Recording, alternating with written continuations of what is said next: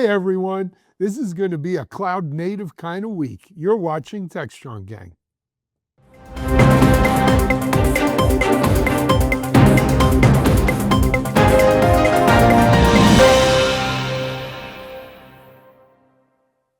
Hi, everyone. It's Alan Schimmel for Techstrong, and welcome to our Monday KubeCon edition of Techstrong, gang. Well, you may be saying, Shimmy looks like he's in the same background that he always is. He's not in KubeCon. Well, I'm not. Technically, KubeCon Tuesday is 0 day. KubeCon actually opens Wednesday. But by the time you're watching this, I will already be in jolly old England, London town, getting ready for our coverage on KubeCon. And we're going to kick off our KubeCon coverage today. We're going to have a lot of a heavy dose of cloud native, cloudy with a chance of, what's the TV show, Cloudy, or the book Cloudy with a Chance of Meatballs? Meatballs. Yes. We'll try to, well, we got a few meatballs, but anyway. I think it's containers in our case. Cloudy with a chance of containers. Absolutely. I think more than a chance of containers. There'll be containers, Captain. All right, but let me introduce you to our gang here today who's going to discuss that and more. First of all, in a new camera where we can see just really stunning. She's the chairman or CEO of Deploy Hub, open source ambassador extraordinaire, Tracy Reagan. Hi, Tracy. It is good to see you, and I really mean that. It really is a whole new Tracy. Well, thank you for the camera. I appreciate it. And thank you for having me here on KubeCon week. And I'm so sorry I won't be in London. That would be so much fun. I have a new fan of the UK. I enjoy the UK too. Actually, I haven't been in London since COVID, so I am looking forward. That's why I went out early. Some of our camera crew's never been there, so I think we're going to do the tower tour with the beefeaters and stuff. That's always fun. Anyway, thanks, Tracy. Joining us, we're going up from New Mexico to Colorado in our Mountain West region. The guitar man, Futura VP analyst, Mitch Ashley. Hey, Mitchell, how are you? Great to be here. And I will be in London town by the time folks are watching this as well. My second trip in 3 months. So I was there for Black Hat EU. Good to be Cloud Native Week on Techstrong Gang. Absolutely. And Mitchell and I will be, as I mentioned, we'll be at KubeCon all week reporting from there. We'll be doing some Techstrong Gang from the show floor, I think for Thursday and Friday show. But staying out west, we're going to go to our eye in Silicon Valley. He's our Techstrong editor, John Swartz. Hey, John, how are you, man? I'm good. I will not be in London, but I used to live there, and my daughter was born in Hammersmith in 1990. We lived in a place called Pimlico, which is right near the original Tate Museum, or Tate Gallery. Long time ago, another lifetime ago, I used to write for The Independent when I lived in London, and the Daily Telegraph, sometimes for the Times, and I miss it. So I hope you have a great time. London is kind of eternal. It is a great town. All right, then look, we've got a new gang member. He doesn't have his colors yet, but he's someone that I've known well in the DevOps world since I started DevOps.com at least maybe 12 years ago. But as it turned out, I was telling the rest of our gang members, he grew up just a few blocks from me where we were young kids. And it's funny, two people from that we're probably the only two people in that town that are working in DevOps, JP. But anyway, he's my good friend, JP Morgenthal. And JP, I don't usually do this with our gang members, but you're new here. Tell people a little bit about yourself. Okay. So I've been around the block. I've come up through the engineering ranks and built technology. I've been a serial CTO, and my proficiency has been really helping people to understand enterprise customers and enterprise users understand emerging technology, leading edge technology. So my big thing has always been to jump on the latest thing that's coming out, get hands-on with it, understand it, and then translate it for business value. And I've done that since Java Alpha. And I've ridden that through XML. I was Mr. XML at one point. I had a column in Internet Week and book in Charles Goldfarb series, and was an analyst, and then became CTO of an XML company. So, and I just kept riding that. It took that wave kind of just went all the way to shore. That XML became SOA, became cloud, became DevOps, became what's here now, which is AI. So I am doing that again around the artificial intelligence and generative AI world. I'm playing with these technologies as they're emerging and identifying their boundaries and explaining to people the realities and helping enterprises to adopt these technologies. Fantastic, man. It's a pleasure to have you on here, JP. And I will add, I also lived in London for a very short period of time, but what a time. I worked for EMI Music Worldwide, and my job was to help take the Office technology from the UK and move it to the US from this. They chose a US-based CEO.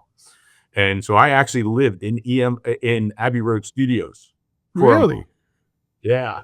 Very cool. Wow, That was fun. that sounds fun. Yeah, There's actually, if you look at EMI, not the album cover, because it's not on the album cover, but if you look at pictures, there's a building right next to the studio, and that is a set of apartments that was owned by EMI and Capitol Records, and it was used for executives when they're in town.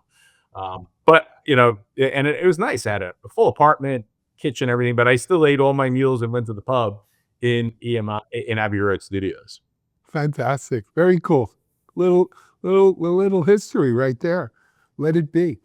Okay. Hey, let's jump into our A block today. So look, it is this Cloud Native week. We're kicking it off. I guess we should start with a little bit of the state of Cloud Native with KubeCon coming, the announcements are coming fast and furious. Mitch, you wanna hit some of them and comment, kick us Yeah, off? I'd be happy to.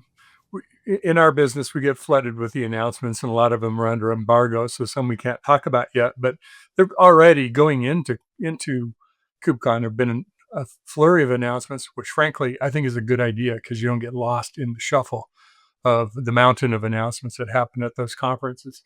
But I mean, we've had Commodore is added the ability to remediate vulnerabilities that they find in Kubernetes as it experiences drift. I think we're going to hear a lot about WASM at this particular KubeCon. Just recently, Hyperlight announced that they're engaging. This was a Microsoft open source project they contributed to the CNCF. They announced they're supporting WASM within their kind of environment. It's a micro VM. It's interesting that that's kind of come up again as a technology. Cosmonic as control plane for managing WASM. Another announcement. We're going to hear about eBIF. We're going to hear a lot about the vulnerabilities of not just in our software that we create, but the sources of software that we use. ChainGuard made an announcement about now being able to look at VMs and provide VMs that are vulnerability free. But in addition to images and software, things like that. So it will be. Last year when I went to Europe, it was very much Kubernetes everywhere. That was all we talked about. Kind of other things on the side. I think this year we're going to be talking a lot about AI, of course, but also WASM and some of these other technologies that are catching fire too. Well, I'll tell you, in my mind, I think these are going to be the big themes for this year's KubeCon. Mitch, you're right. It was Kubernetes last year, but observability was on the scene last year. Right? That was big. But here's where I think we're going to see this year. I think we're going to see AI, because we always, everywhere, it's AI all the time. But we're going to see AI managing Kubernetes. Because Kubernetes, in spite of its success, is too damn hard. It's hard. It's hard to manage using Kubernetes. It's hard using Kubernetes, but yet it's central to this whole cloud native stack. And I think we're going to see a lot of AI to manage Kubernetes. You mentioned the Commodore announcement, and that was more to, keep Kubernetes drift from setting in, because that happens, right? And, I don't know if that's using AI to do that, but I think we're going to see a lot of AI configuring Kubernetes and maintaining Kubernetes with the hope that it makes Kubernetes easier. I think you're spot on, Alan. We already saw some announcements leading into KubeCon. Dynatrace announced they have a Kubernetes component of their observability solution to help understand what's happening from the observability perspective into Kubernetes clusters. So I think we'll see AI coming in all areas. To your point, a lot of focus around how do we manage the complexity and how do we manage the sort of tall mountains things like Kubernetes. Yep.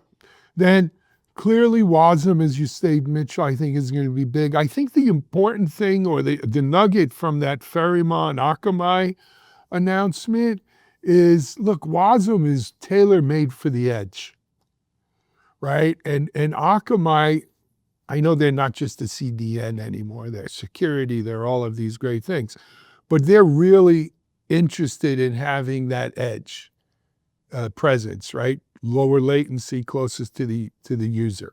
So I think, we'll see a lot of that WASM, or WASM everywhere. The other thing I think, and it goes to that chain guard announcement about,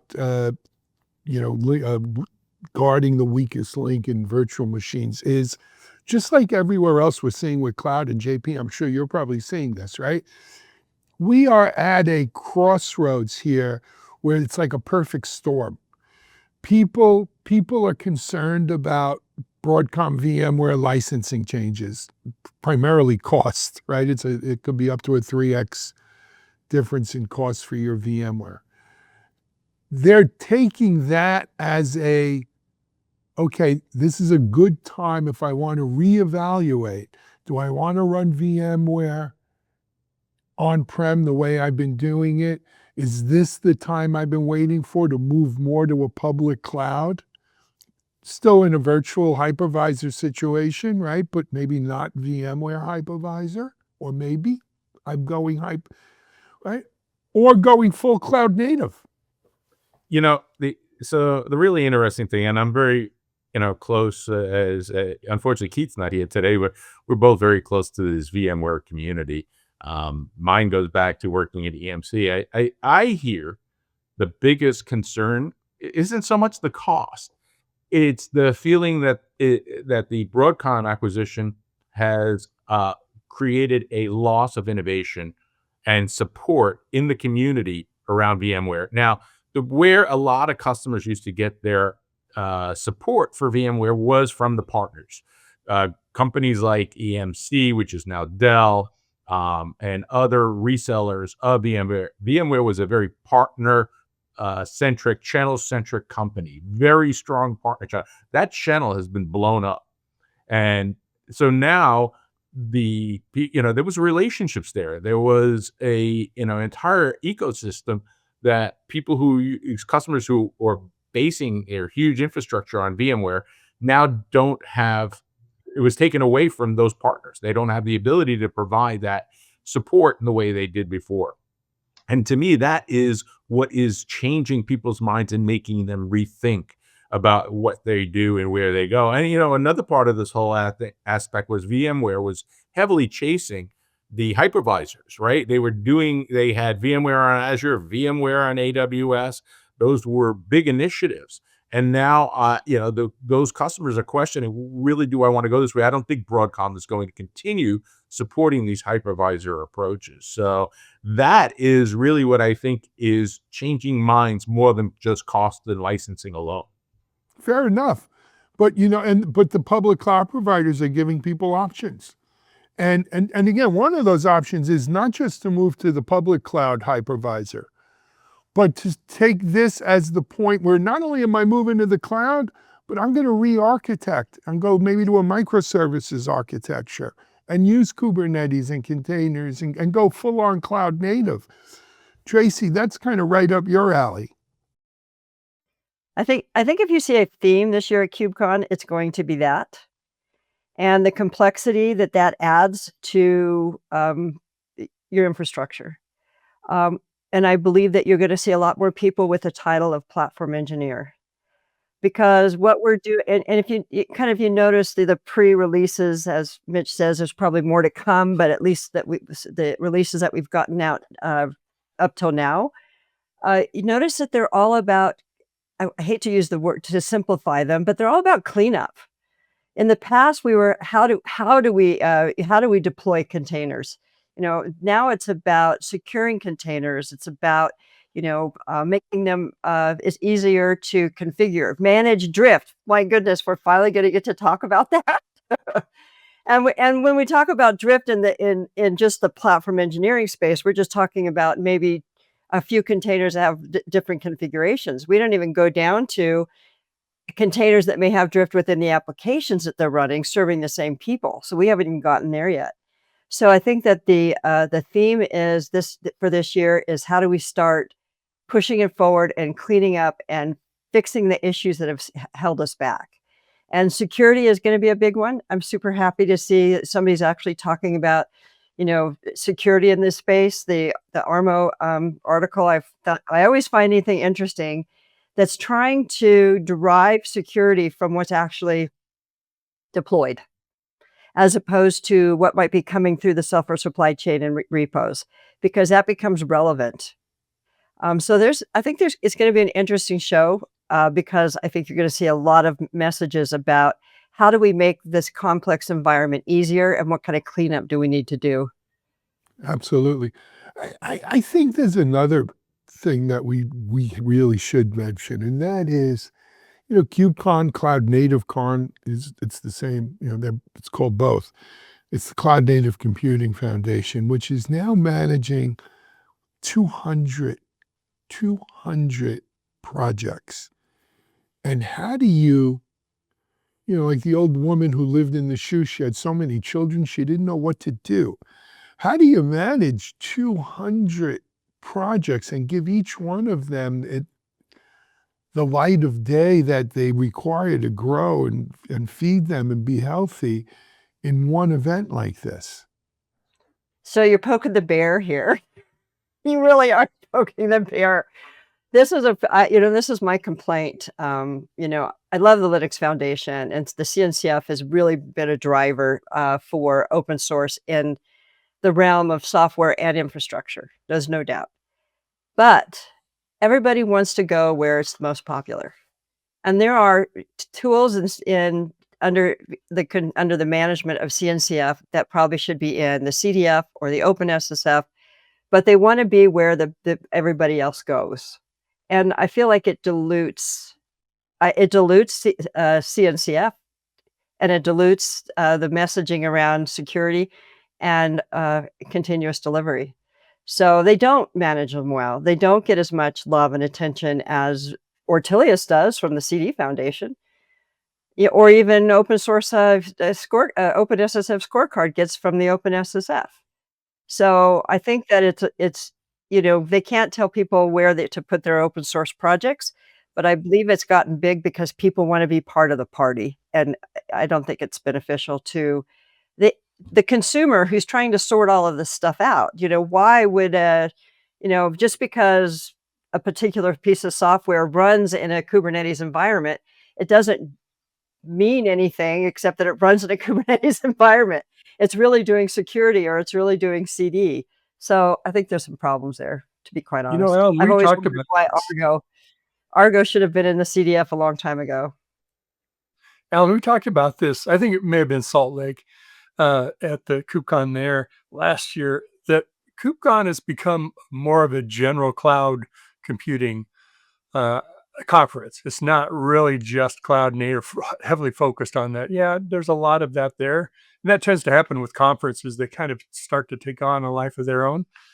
But I think that because of the projects, that's driving it too. The amount of projects that are being contributed to CNCF expand that focus. So, you can argue whether it's a good thing or bad thing.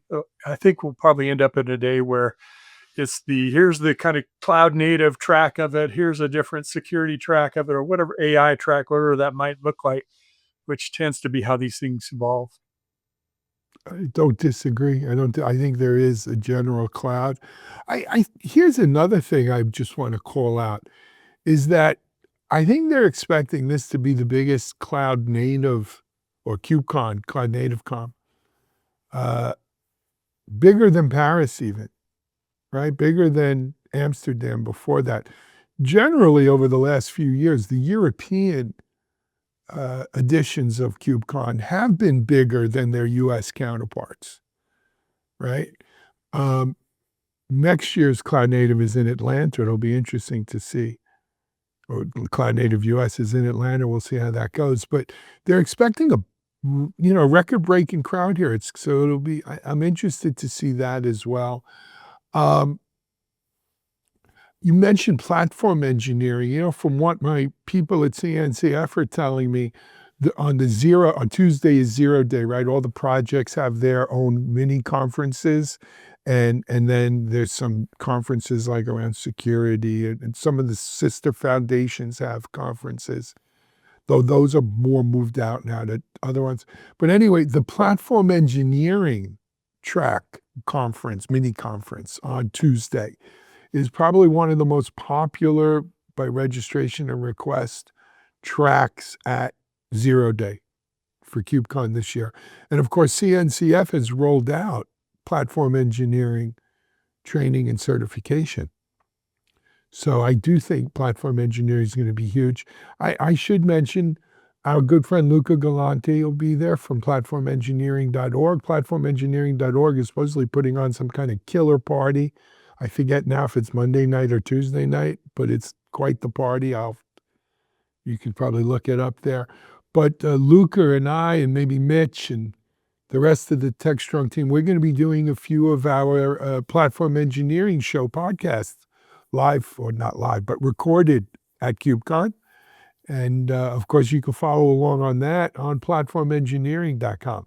So you'll have DevOps.com content, Security Boulevard content, Cloud Native Now content, and platform engineering, as well as I'm sure Techstrong AI and Techstrong IT content coming out of KubeCon. I do have a confession to make. I'm also going because they announced Jamie Foxx is going to be at the closing session. Really? Yes. Oh, that'll be fun. Yeah. Yeah, you will. Trace, you had it. How many people? What are they looking at? Like 12, 15,000 this year? I think they're looking closer to 15 now.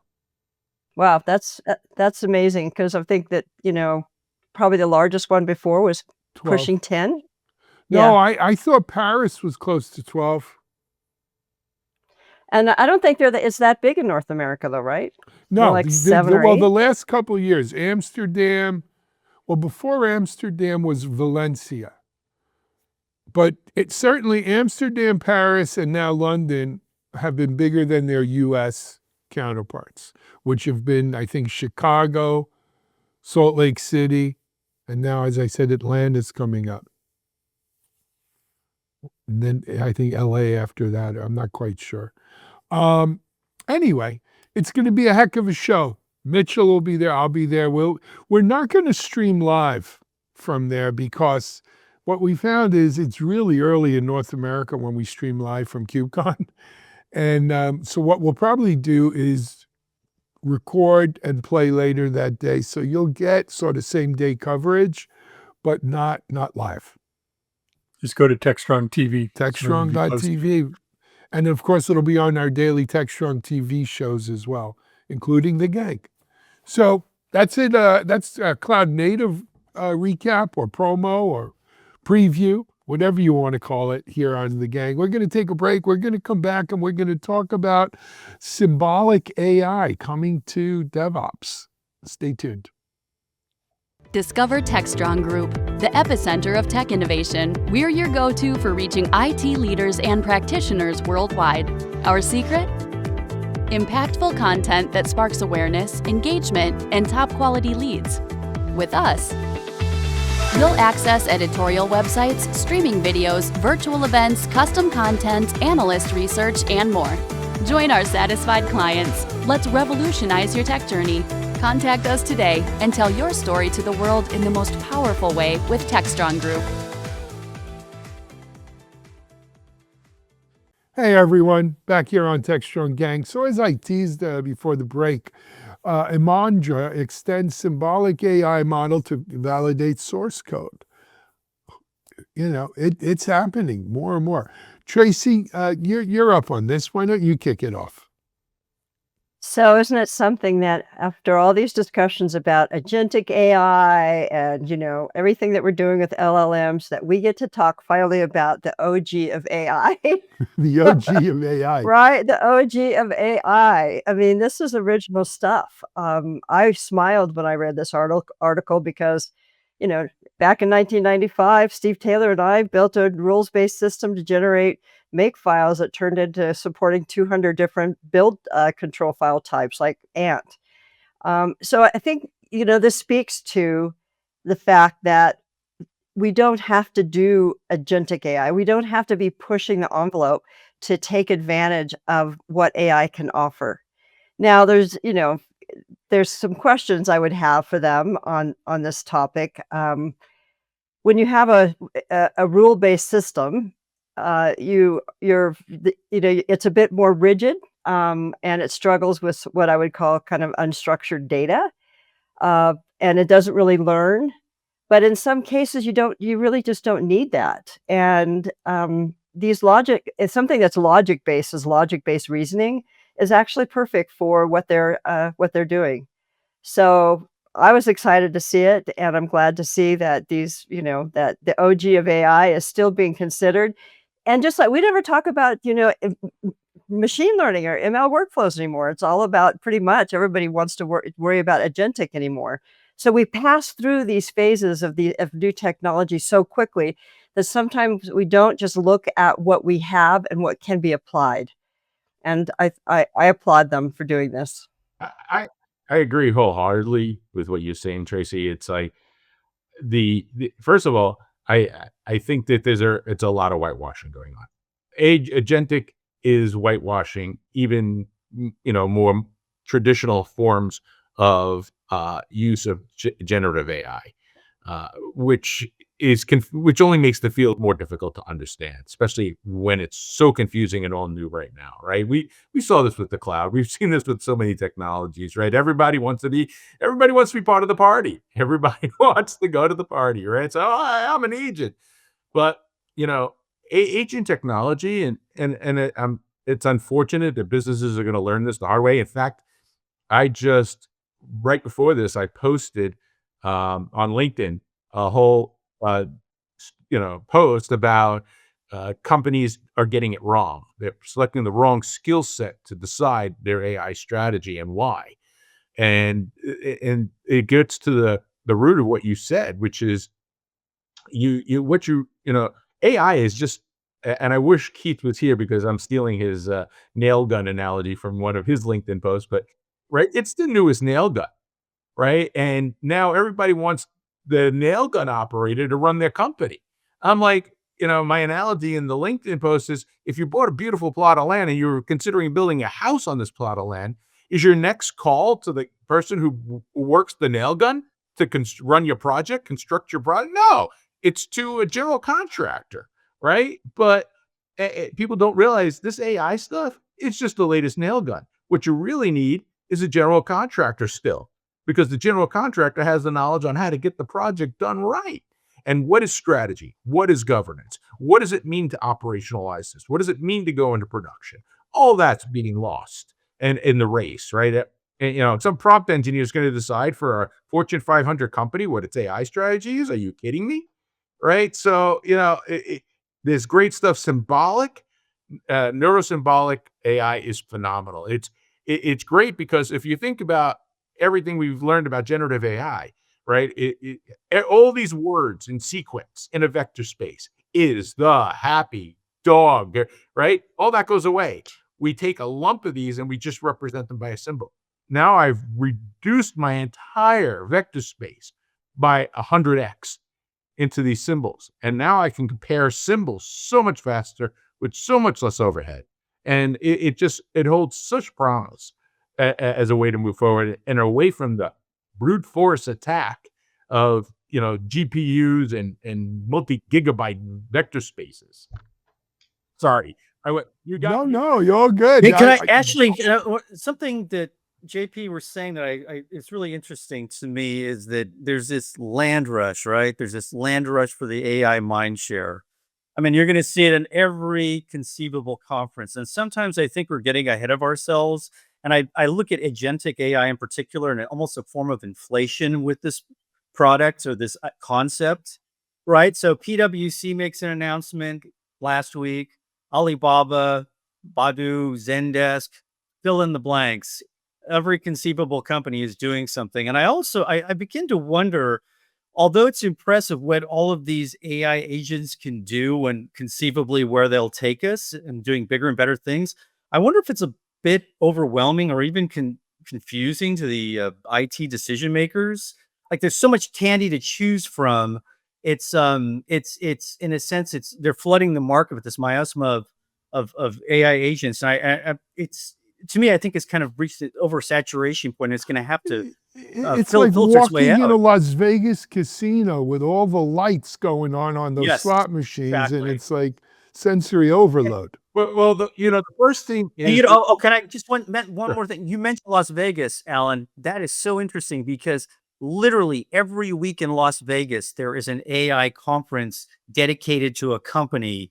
And ServiceNow is going to do one, Zscaler, Informatica, Zendesk, what have you. It's Adobe. It's every week, and it's ridiculous. It's overkill.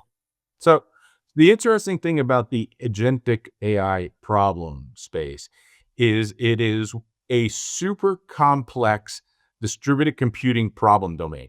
I'd like to know where in the world all these people who weren't distributed computing experts 3 months ago are all of a sudden distributed computing experts able to build complex ecosystems of agents in an intelligent way when they haven't been able to do it for the last 30 years. I mean, I started with Corba. I started with DCE. I have 30 years of experience building complex distributed computing networks, and it's always a problem. So what? Somebody who started last week is going to have all that experience? Come on. JP, Corba, Soa, I'm having flashbacks. Deja vu. Yeah, again, back to the nail gun, right? It's that knowledge, that experience that you need to drive this stuff. The LLM stuff, that's the new nail gun. If you let the person who understands how to work the nail gun build your complex network, you're going to crash and burn. There was What's interesting about this announcement is, when you talk about programming languages and all the technologies that we work with, whether it's LLMs or COBOL, it's all symbolic. It's all math, right? That's what programming languages are. They're symbolic languages. If you took, and I suffered through a predicate logic class in college, that's what SQL's based on. That's what Prolog is based on. And so these programming languages have structures. You break them down to its primitives. Here's the syntax and what you can do with it.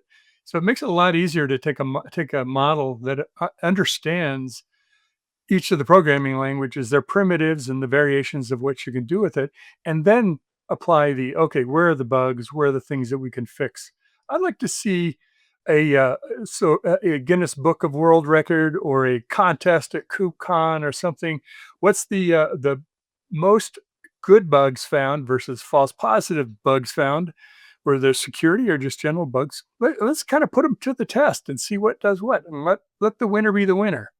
But Tracy's point, what's getting lost is what these things do fundamentally well.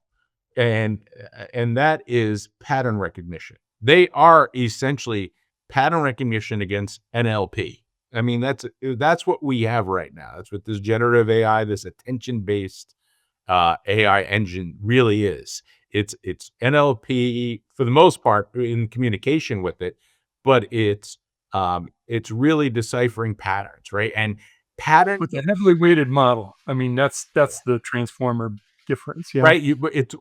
But they can pick up on things that humans totally missed, right? And that is the fun of it, right? If you put in like all the data for pharmaceuticals, right, and how they interact, This thing has found chemicals that no human has ever tried in the lab before, because it costs it nothing to try it. But also the fact that it has the ability to see across the space in a way that humans can't fathom the permutation. So I think that we are racing past the good juju for the hype.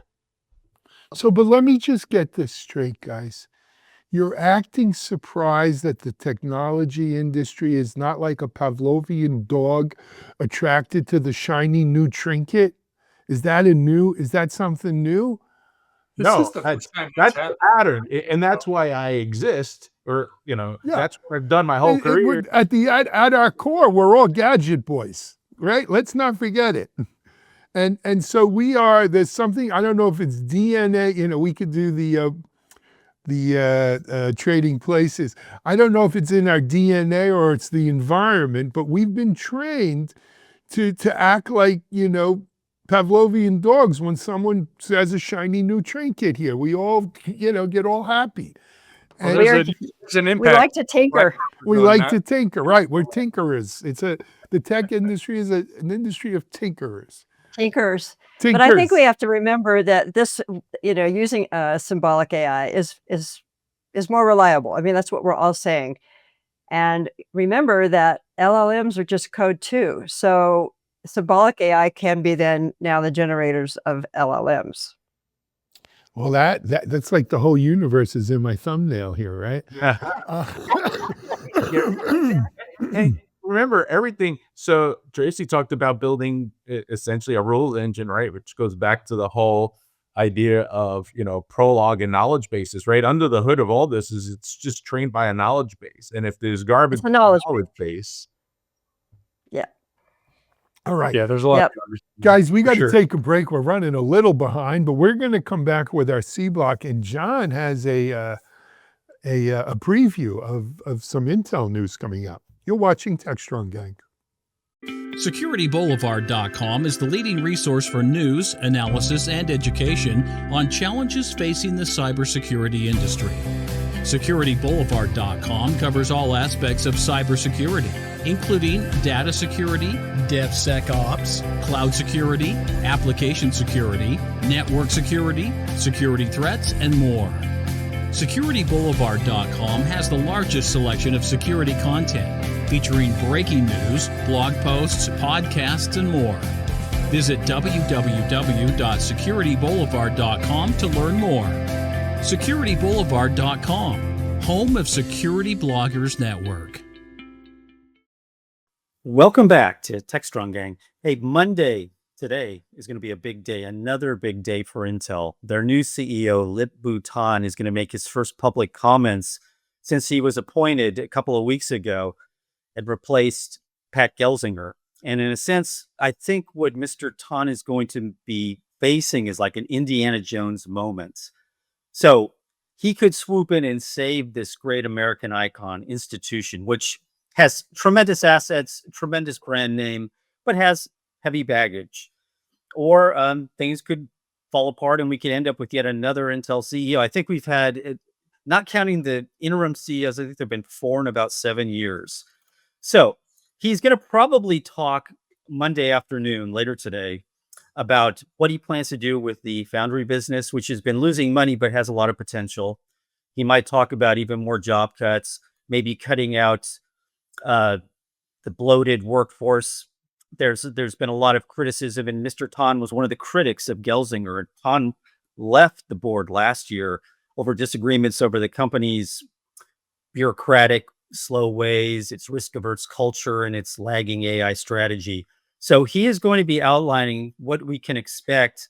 I think one of the things that might be interesting, and a touch point that I talked with the great Stephen Foskett about, was Stephen made a good point. He's going to be looking at what they do with the foundry business and any hint of maybe a potential partnership where Intel would join in funding a spinoff, maybe with the likes of TSMC, who've been named repeatedly as potential partners, AMD, who spun off their own global foundries business, I believe in 2009, NVIDIA, who would love to be a U.S. manufacturing partner, perhaps Apple, even Broadcom. in any sense, something dramatic has to happen. The stock has been down significantly. There are so many questions about this company. It's been around 57 years. It's like any big tech company, it's had its challenges. Apple went through a really bad patch. We'll see what happens. The stock has been up since Tan took over. He has very well respected from his days at Cadence and as a member of the Intel board. And I'm just looking forward to seeing what he has to say in about 45 minutes. I think will be this length of the speech. Do you think that he's going to break the company up, or is he going to keep it No, together? I don't think he will. No, he's made it clear that he doesn't want to sell off the product side of things. But maybe they do something with the foundry business. I do not think they want to do that, but you know what? If things don't turn around, they may not have a choice. Yeah, and the truth of the matter is the US really needs Intel. They have to survive for us. They really do. We need Intel. And I worry about them because I know they took some money during the CHIPS Act. I don't think they've received it all. No. This They helped them. haven't. No. Yeah, No, but they got the most. is there going to be money from the CHIPS Act? Because when you have an administration that wants to cut it just because it wasn't made by them, but by their predecessor, and cutting off your nose to spite your face, but it begs the bigger issue. I think an important thing of his speech here is to declare Intel's independence. They are not going to be dictated to by the U.S. government. Donald Trump doesn't get to play Gordon Gekko and sell this thing off by its parts. It's still Intel. This guy's still the CEO, and he's going to call the shot. Now, do you want to spin off the Foundry Group? There is a company called Foundry Group. It's my friend Brad Feld's company. But do you want to spin off the Foundry into a separate thing? The best partners for that are companies who are looking to develop their own silicon and will be its best customers. Right? You know, so Tracy mentioned is a good, really interesting, important point is that Intel is the only American leading edge chip manufacturer. And Alan, to your point, Intel received nearly $8 billion through the CHIPS Act, which was, I believe, passed in 2022 by Congress. So I mean, we've talked about this before, but the administration cannot just willy-nilly come in and decide, oh, that law that was passed, we're going to executive order it out. John, if the courts don't enforce it, they could do whatever they want. I think they will, though. I hope so. so. I do have faith in that, but that's another matter. I think we might be able to use Steve Jobs as an analogy here. When he came back Yes, exactly. Essentially what Jobs did was, we're doing too many things. We're too defocused. Everybody was kind of doing their own pet projects, kill the Newton, kill that. Let's get back to our core. Let's really get back to what we do well, which is design great products, but also we have to upgrade our technology and bringing in Linux or Unix, for the operating system for the Mac OS. If you look at what Tan has said previously, he's telegraphed where he's going. He's saying, focus on manufacturing. Let's get back to our roots. Let's focus the culture back on that. Get rid of the overhead. That was part of his criticism of Zelginger. And really, they've got to start innovating again. I'm not saying they haven't innovated, but they haven't led innovation like they used to. And they've got to go back to their roots. So there'll be reductions and there may be things sold off, but it's not going to be things that need to be core, that differentiate and provide their future going forward. I think that's what he's going to do. Yeah, that's a really, really good comparison to Jobs, because I remember way back in the day of the San Francisco Chronicle when this was all happening, and with Jobs, it's like, let's just go back. So at one point, Apple almost bought B from Jean-Louis Gasset, and then they ended up with Next. And remember Next? And Jobs looked at this product line that Gil Amelio had effed up. I wish I could use a profanity because Gil Amelio was a horrendous CEO. He was an enemy of mine. He ripped me in his book, by the way. So Jobs like, we're doing way too many things. Let's go back to what we do well, but let's also innovate and let's come up with some new ideas. and simplify the product line. And I think, in a sense, I don't cover Intel as closely as I used to cover Apple, but it's like when you're trying to do too many things and you kind of lose your sight and lose your way, you need somebody who knows the DNA of the company, and he seems to come in and simplify things, clean things up, do your blocking and tackling at the most fundamental level, but then innovate as well, which is what they haven't done successfully for years. It's in many regards. I've over the years, I've been shocked at like the positions that Intel's hiring for, and because it demonstrates like not their core business. Now I get they're trying to work on technologies that leverage their platform, and in addition to, because it helps them to better understand what they need to do, but they invested so much additional monies into these peripheral things that sit on top of the chip instead of focusing on the chip, right? And you can find those projects, as you said, throughout the company, and they ultimately ended up, I think, bleeding the company dry. So many positions, so many heads focused on technologies that are not of core strength to Intel. Like their drones. They went down the path of drones like crazy, and I was like, "What are they doing with drones?" I mean, I realize drones need their chips, but do they really have to drive the chip market by enforcing it around particular technologies? I remember the high-end AI GPU, was it Falcon Shores? That they ditched that. There was they hired the AMD's graphics chip engineer to develop a GPU, which failed. They scrapped a multi-year project, Larrabee, develop a standalone GPU like NVIDIA's back in 2009. I mean, the list goes on and on. That's it. All right, guys. Well, look, I think all of us agree, though, we all want to see Intel succeed, right? Intel's success is, I think, all of our success. And that's a great way to end our first day of KubeCon Cloud Native Week here on Techstrong, gang. JP, I hope you're going to have a regular seat at the gang table here. I'd love it. I enjoyed being part of it today and talking with all of you. Well, when Mike Vizard's here, it's different because he runs it. Mike runs a tight ship, JP. Yeah, he's no shimmy. He's no shimmy. But anyway, we took a little liberty. If Alan moved to Vegas, he'd be the next Oscar Goldman. Exactly. But we will be, well, tomorrow, Tuesday. Yeah, no, I think we'll be recording that one from London, Mitch and I and Mike and whoever else is, I guess, on board with the gang that day. But have a great week, everyone. Stay tuned. It's going to be cloud native everywhere. Tracy, looking good in this new camera. Love it. John, as always, keep up the great work. JP, great to have you here. Mitch, fish and chips for dinner, my friend. There you go. Have fun, you guys. Enjoy the week. Have fun. Have a great time. Bye-bye, everyone. We're out.